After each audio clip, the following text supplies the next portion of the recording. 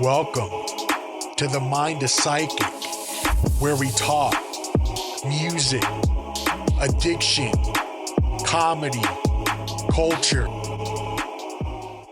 If you like this content, please leave feedback and subscribe. Let's get into it. The last few episodes, I've been discussing addiction recovery, different coping skills, toolboxes, and stuff like that. This episode, I would like to focus on the mental health aspect, how to get services, resources, understanding what it is, how you live with it, and so forth. I have a lot of experience with it. As myself, been dealing with it for over 22 years. First diagnosed probably 11 years ago when I was about 28, 29. But I know that I've been experiencing it since I was like 14. And I wasn't technically diagnosed for another 14 years after that. I just lived with it. And I remember seeing my first psychologist when I was like 16. I was in 10th grade or something. And, my mom and dad were always together, then they were apart, mom always working. So it was basically not feeling that I understood exactly what was going on. But I went and I saw a therapist, um, after school, a few times a week, just to get my feelings out. My mom was concerned because my behavior. And since they were going through a divorce, my mom thought it'd be best if I would talk to a professional, which I did. At the time, I didn't see it working, but through the years, I kept on going. When I went through probably 5 or 6 different therapists between in about 7 years, I was on and off. I got some insight to it, but at that point, I had it in the back of my brain. I didn't think it was anything. I thought it was just me and nothing was going to change. There's there was a lot of self-isolation, there was a lot of depression, there was a lot of anxiety from an early age. And that affects relationships from friends to family and so forth. What I really remember, especially during my high school years, is my mood fluctuations. I would Somebody would say something to me that I felt I didn't like. So I would react. Most of the time, I would just leave. And then if I was at a friend's house, I'd come back. And it got to that point where my friends were just like, okay, let him do him. Let him do his thing and he'll come back. Now, at that point, I didn't know what it was. I thought I was just the only one in the world that felt these feelings. Years later, I was told it was bipolar, which made a ton of sense. And with that, I always go back and I laugh now about the situations and how important it is to have good caring friends and that they would have your back, and it's important. That friend dynamic is really important because I didn't know what they were going through. I hadn't, we all have secrets. We all feel a type of way, but these guys just had my back. And I will always be internally grateful for them for the simple fact of they stood by me. And then, of course, when I started drinking, along with not taking care of my bipolar, because of course I didn't know, I really, really got into that rabbit hole. So learning more about this later in my life, I found out that it's co-occurring. So I had a mental illness on top of an addictive personality. So that just made it that much more difficult to live with. And not having the information, not being willing to actually do anything. I remember I was probably 22 when my mom finally had it, and she was like, you need to see a doctor. Your mood fluctuations are just out of control. I can't handle it. Let's go. So I did. And then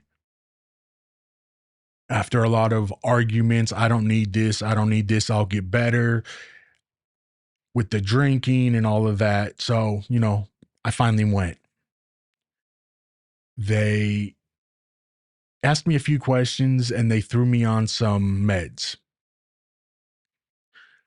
Felt better a little bit. I took them for about a month or two, and then my insurance stopped covering them. So I stopped taking them because I couldn't afford $400 a month for two prescriptions.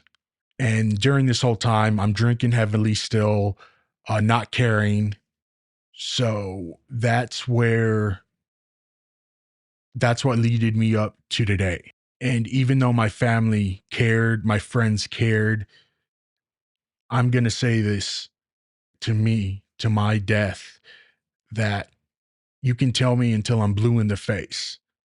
I wasn't ready. And that's just that. You have to be ready. Now, me, I think it's imperative that you, with the mental health, that you're honest, and it'll take years. For some people, for me, it took years to really understand it. And well, I don't really 100% understand it to this day, but I do a lot more research since I'm in the field. And I see many different people with different diagnoses, and it gives me more understanding. Now, going back those years, I always noticed, especially in my father, that he would also, just go off the rails. I thought it had to do with his drinking. And then probably in my in my teens, he started to go to a psychiatrist, and they prescribed him and diagnosed him with schizophrenia. That was a shock. Again, I'm young. I don't know anything.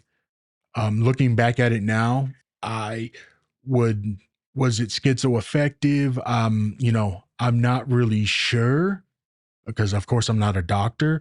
But again, from personal experiences and viewing from an outside, it makes sense. So, being his child, of course, and being an addict, I kind of put two to two together that I have some type of chemical imbalance, I guess, mental illness, whatever you call it.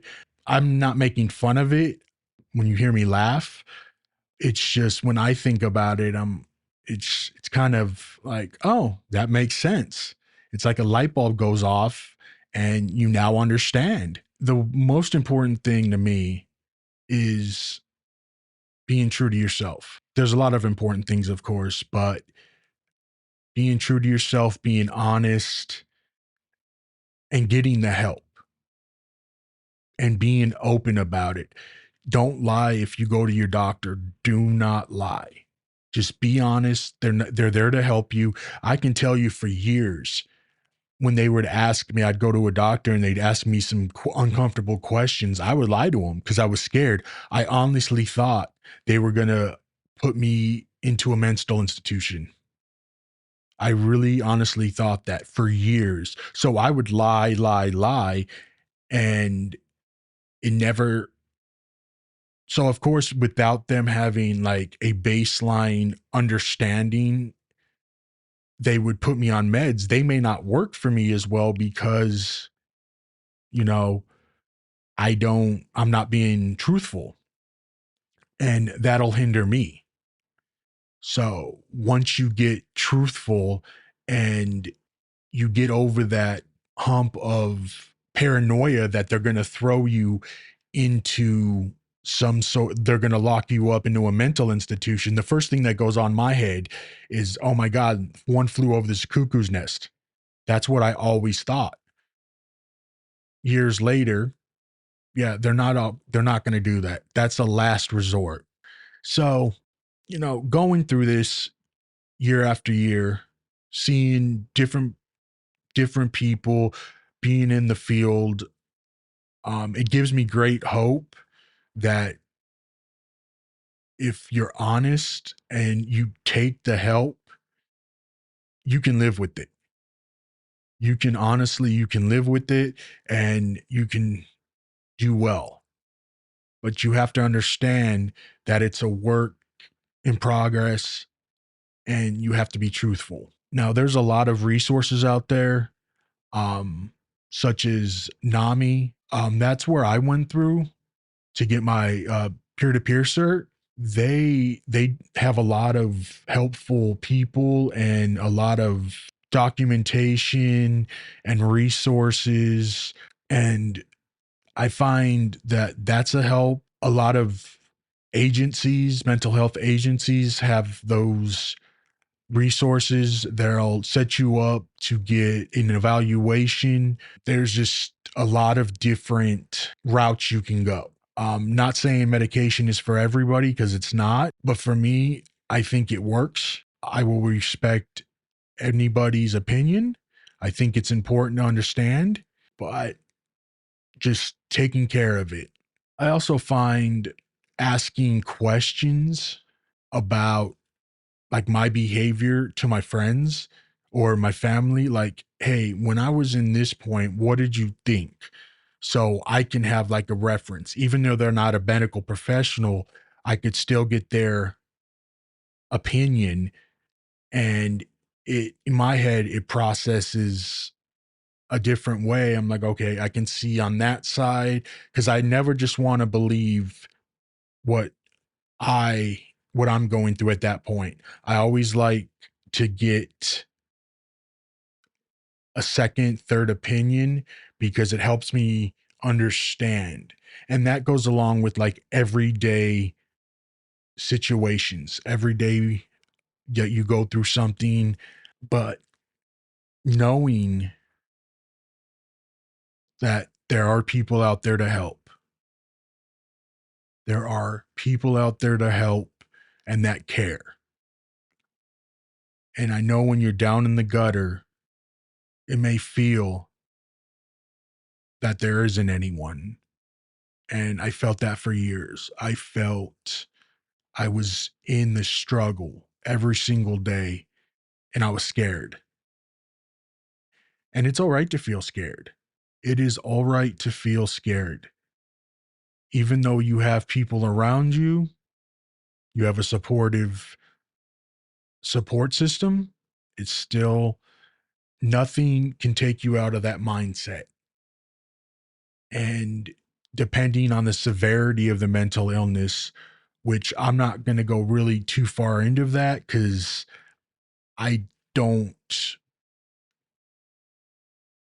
know the whole medical side of it, but behaviors, why people act the way they do, the brain, it fascinates me, even though I don't know much about it. Like I said, all I can do is give opinions and just help the best way I can with members and stuff. I truly do feel there is resources out there, there's help, and you just have to be willing to give it a try. I wanted to thank you for tuning in today, and I'll see you next time. Thank you for tuning in. Please subscribe and leave a comment. You can hear me on all major platforms and socials under the Mind of Psychic podcast. See you next time.